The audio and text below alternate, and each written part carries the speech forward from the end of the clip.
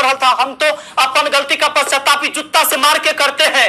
आज हम दिखाएंगे तुम्हें तुम्हारी औकात कि स्टूडेंट की लाइफ के साथ खेलना एकदम घातक है, क्योंकि एक बार अगर युवा बिगड़ गया ना तो फिर संभालना मुश्किल है। तलवारों के साए पर इतिहास हमारा बनता है, जिस ओर जवानी चलती है उस ओर जमाना चलता है।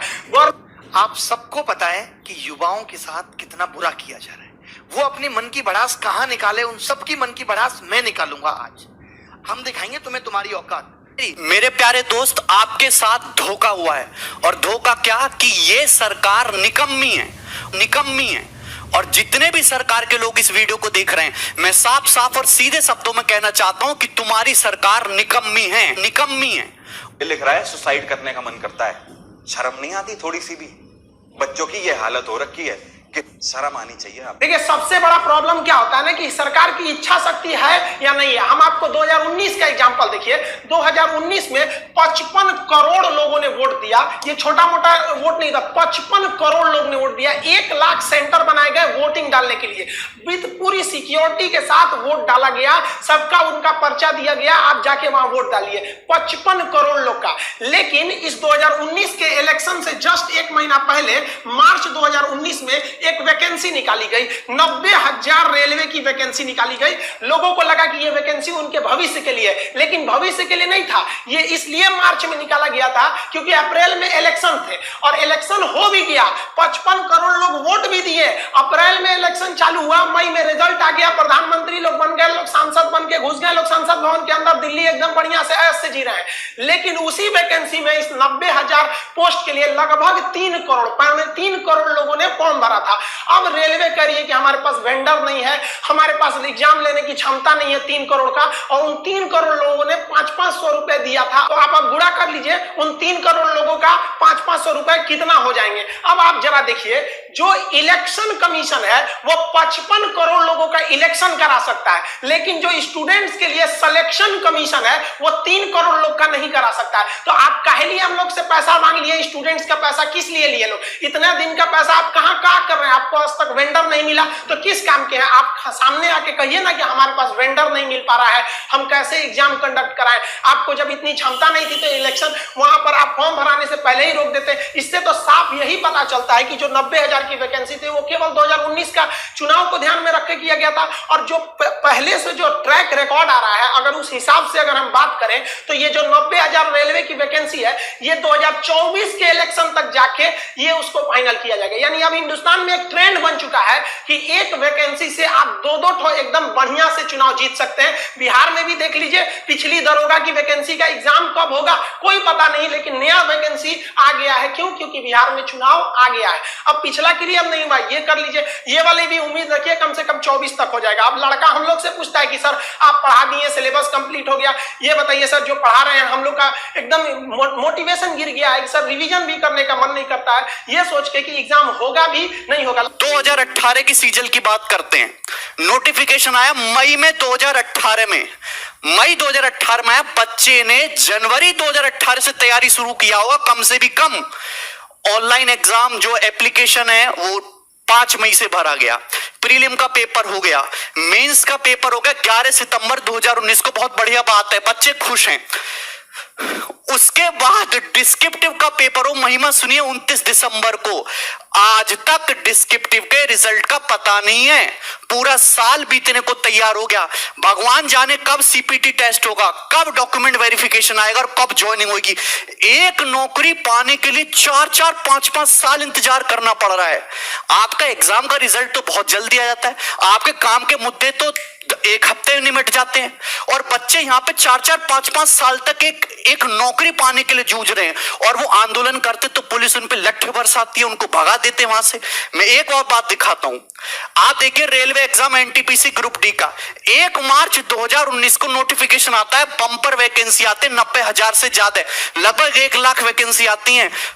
और ये भी पता है, ये चुनावी लॉलीपॉप है कि चुनाव से पहले बच्चे दिखाएंगे, बच्चे खुश, अब तो रेलवे में नौकरी करेंगे, जिंदगी आसान से गुजरेगी। 2.5 करोड़ से ज्यादा फॉर्म उसमें जाते हैं। 500 रुपए फीस ले लेते हैं एक बच्चे से कि 500 रुपया हमको फीस दे दो, और 100 रुपया केवल एग्जाम फीस है, 400 रुपया सब्सिडी की तरह आपके अकाउंट में वापस आ जाएगा। मतलब कुल मिला के अगर 2 साल से एग्जाम नहीं हो पाया, 550 से ज्यादा दिन गुजर चुके हैं, अभी तक वेंडर डिसाइड नहीं कर पाए कि कौन एग्जाम लेगा। अगर तुमको चुनाव के लिए फंड इकट्ठा करना था, चंदा मांग लेते, हर आदमी चंदा दे देता। इतना बड़ा धोखा इस गवर्नमेंट ने किया है ना हम लोगों के साथ, और मीडिया इसको दिखाने के लिए तैयार नहीं है। सुबह से शाम तक एक ही न्यूज दिखाते रहेंगे, दो बातें 24 घंटे में सर्कुलेट करके वही बताते रहेंगे। एक इधर से बताएगा, एक ऊपर से बताएगा, एक नीचे से बताएगा, बोलना कुछ है नहीं इन लोगों को। ठीक है, देखो ये मैं तुम्हें वैकेंसी का ट्रेंड दिखाता हूं हमारी गवर्नमेंट आने के बाद। आपको दिखाई दे रहा है साफ साफ, एसएससी सीजीएल 2012 में 16,000 वैकेंसी। आप देखिए गिरावट किस तरीके से होती है।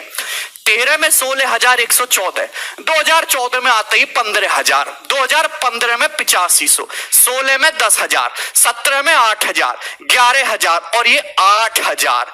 मतलब वैकेंसी आधी हो गई और एग्जाम क्लियर करने का समय दुगना हो गया। आईबीपीएस पीओ की वैकेंसी देखो 2013 से लेकर 2020 तक, अरे 21,000 वैकेंसी से 1200 वैकेंसी तक गिर गए तुम। और लोग कहते हैं वाह मोदी जी वाह। हम नौकरी की बात करते हैं तो कुछ लोग कहते हैं, गवर्नमेंट के सपोर्टर कहते हैं ये साला नौकरी मांग रहा है, ये एंटी नेशनल है, अर्बन नक्सल, इससे हिंदू खतरे में, इसको जेल में डालो। भैया हम नौकरी मांग रहे, जो भी मुद्दे हैं आप करते रहो साइड बाई साइड, हम एंटी नेशनल नहीं है। राजद्रोह और देशद्रोह में बहुत फर्क होता है मेरे भाई। हमको नौकरी चाहिए, बोलने के लिए मेरे पास अपने देश की स्थिति पे कभी कभी रोना आता है कि हमारा देश कौन से गड्ढे में जाता जा रहा है, दिन पे दिन गड्ढे में घुसता जा रहा है और मीडिया उस पर बोलने को तैयार नहीं है। तुम कोरोना तो सभी के साथ हुआ है और दूसरे देशों में भी आर्थिक स्थिति खराब हुई है, पर वो तो उभर जाएंगे। लेकिन इतना मुझे विश्वास है कि हमारी गवर्नमेंट हमको कोरोना से नहीं उभार पाएगी कभी भी। 2,35,000 करोड़ का तो लोन लेने वाले राज्य, जिससे कि जो लोग ऑलरेडी सरकारी नौकरी में हैं, जो काम चल रहे सरकारी, वो चलते रहे स्मूथली। चलते हुए काम को कंटिन्यूअस रखने के लिए इतना बड़ा लोन लेना पड़ रहा है। और तुम ये बताओ कि सरकार इतनी बेकार हो चुकी है कि वो कैसे नए लोगों को रिक्रूट करेगी और कैसे उन पे इन्वेस्ट करेगी, कैसे उनको ट्रेनिंग करा के उनको काबिल बना के तब तनख्वाह देगी। उसमें तो सरकार का इन्वेस्टमेंट जाएगा। आप जेई नीट का पेपर तो बड़ा अच्छा करा ले रहे हो हैं, क्योंकि उससे गवर्नमेंट को प्रॉफिट होता है। जिनमें सरकार को पैसा देना पड़ रहा है, नौकरी देना पड़ रही है, वो 3-3, 4-4, 5-5 साल तक अटके पड़े। 3 साल तो मिनिमम टाइम है। 7-8, 8-8 साल से लोगों की नौकरियां अटकी पड़ी हैं। किसान हमारा परेशान है, छोटा जो बिजनेसमैन है, जो छोटा व्यापारी है वो परेशान है, स्टूडेंट परेशान है, टीचर परेशान है, सब परेशान है। मौज में बड़े बड़े बिजनेसमैन, बड़े बड़े लोग, अडानी अंबानी जैसे, वो मौज ले रहे हैं, नेता सांसद मौज ले रहे हैं। ले जाओ। अभी यमराज जब तुमको पकौड़े तलेगा ना तुम्हारे नरक में, जब तुम्हें पता चलेगा, देखना पड़ेगा कढ़ाई बनवाई होगी तुमको तलने के लिए। इस वीडियो को मैं यही छोड़ रहा हूं, इच्छा आपकी है। एक साथ अगर 1 करोड़ लोग विद्रोह करेंगे ना, डेली ट्विटर पे आग लग जाएगी, गवर्नमेंट को सुनना ही पड़ेगा। में कुछ प्रॉब्लम आए, वहां आए लड़कों को देखे, हम टीचर्स को भी बहुत बहुत धन्यवाद देते हैं। हर जगह के राज्यों को कहते हैं आप आगे बढ़िए, मराठी आप सोइए मत। कहां गए आप लोगों, छत्रपति शिवाजी महाराज का वो जुनून आप दिखाइए इसमें। राजस्थान के राजपूतों उठो, याद करो अपना इतिहास एक बार, फिर क्रांति की जरूरत होती है। हरियाणा के जाटों को कहते हैं, जिस समय आपको आरक्षण लेना था, पूरी दुनिया देखी कि किस तरह आप लोगों ने सरकार के ऊपर चढ़ के अपनी बात मनवा ली। आज वो वक्त आ गया, आप क्या करेंगे आरक्षण को लेकर, क्या करेंगे रिजर्वेशन लेकर, जब आपके पास वैकेंसी नहीं रहेगी। हर जगह से एक राज्य को, यूपी बिहार आप लोग वालों के लिए तो या तो नौकरी करो या तो खेती करो, दूसरा कोई ऑप्शन ही नहीं बचा। किसी एक स्टेट की बात नहीं कर रहे हैं, हर स्टेट की बात उठाइए, क्योंकि जब हर स्टेट से बात उठेगी तब समझ में आएगा कि नहीं ये पॉलिटिकल मुद्दा नहीं है, क्योंकि हर स्टेट में अलग अलग गवर्नमेंट है। किसी एक जगह से अगर बात उठने लगेगी तो फिर इससे गवर्नमेंट कहेगी ये तो पॉलिटिकल स्टैंड है, ये किसी विपक्ष ने चालू किया होगा। लेकिन हर जगह से बात उठी, आप बताइए ना कौन सा स्टेट गवर्नमेंट है जो आपको टाइम से जॉब दे देता है, चाहे वो राजस्थान हो, गुजरात, महाराष्ट्र, मध्य प्रदेश, उत्तर यूपी, बिहार, झारखंड, सबका तो यही हाल है। बंगाल से लेकर कहीं भी, किसको आप सही कहेंगे, किसको गलत कहेंगे? जब तक आप एक नहीं होंगे तब तक ये आपको बर्बाद करते रहेंगे सब। टीचर कभी राजनीति नहीं करता, लेकिन आज मजबूर कर दिया गया, मजबूर किया गया कि आप खड़े होइए और शुक्र मनाइए सरकार की अभी कोरोना है, वरना लड़के सड़क पे नहीं उतरे हैं। वरना अगर ऐसा ही हाल रहा ना तो हम गारंटी देते हैं कि लड़के सड़क पे उतर जाएंगे, और नहीं उतरे ना तो हम लोग उतार देंगे। यहाँ पे हम गारंटी कसम खाते हैं भारत माँ की, अगर नहीं सुधरा ना तो लड़कों को उतार दिया जाएगा सड़क पर। फिर दिल्ली में जगह नहीं बचेगी लड़कों को बैठाने के लिए। दिल्ली का क्षेत्रफल उतना नहीं है जितना भारत के युवाओं है, उतना भर जाएंगे ना, फिर जगह नहीं बचेगी। फिर एक क्रांति आ जाएगी यहाँ पर, जिसे इतिहास में लिखा जाएगा कि एक ऐसी क्रांति थी जो भारत के युवाओं ने अपने भविष्य के लिए लिखा था। मत खेलिए, मत ललकारिए युवाओं को, वरना ये एक दिन युवा ये इसका सर घुमा ना तो ये अपनी हद नहीं देखता है, दुश्मन का सरहद पार कर देता है यहाँ पर। इसको प्लीज हम हाथ जोड़ के कहते हैं, इसको जल्दी से जल्दी निपटारा कीजिए। और कहला दे रहे नल जल के दशा दिखा दे। 33,000 करोड़ 33,000 करोड़ रुपए आपने बिहार में नल जल पर खर्चा कर दिया। आज आपको असलियत हम दिखाते हैं, इस वीडियो में देखिएगा आप लोग जरूर। इस वीडियो को इतना शेयर करिएगा कि मुख्यमंत्री से लेकर प्रधानमंत्री तक पहुंचना चाहिए, बिल्कुल पहुंचना चाहिए कि हमारे जहां से हम हैं वहां की स्थिति आपको दिखा देते हैं कि नल जल का स्थिति क्या है।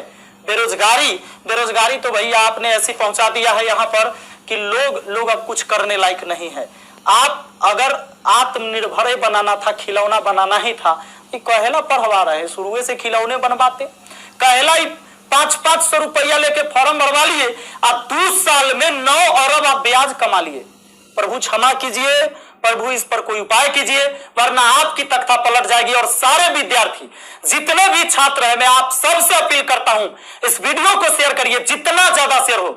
और सारे एजुकेशन चैनल वाले जितने भी, चूंकि आपके मीडिया नहीं दिखाएगा, विद्यार्थी का दर्द कोई नहीं समझ पा रहा है, वो वही चीज दिखाएगा जो सरकार चाहती है।